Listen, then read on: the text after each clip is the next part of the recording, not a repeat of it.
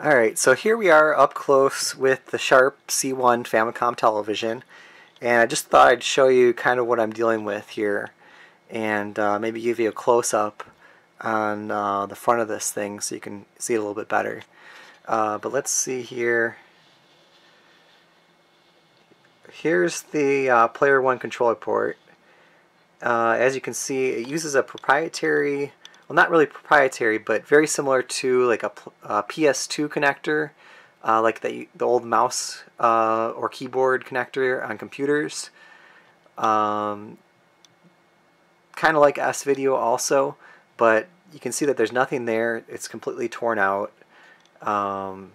Terrible hack job on it. And then we'll take a look here. Here's the other side. Looks pretty bad. You can see that the reset button is missing. Player 2 is there, but then the expansion port is completely missing also. So it's torn up pretty bad.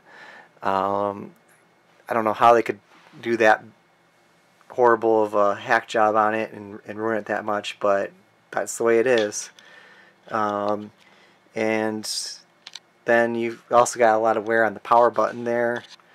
But otherwise, other than that, it actually looks like it's in pretty decent condition. And I'm hoping that I'll be able to turn it into something and get it working. So let me show you too what else I've got done on it so far. Alright, so here's the back of it.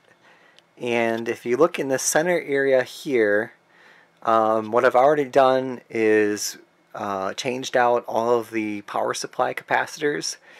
These are the main capacitors, and when they get old they're going to start failing and cause all kinds of problems. So I figured I would start first with those and to see if it made any difference. Unfortunately, it didn't make any difference.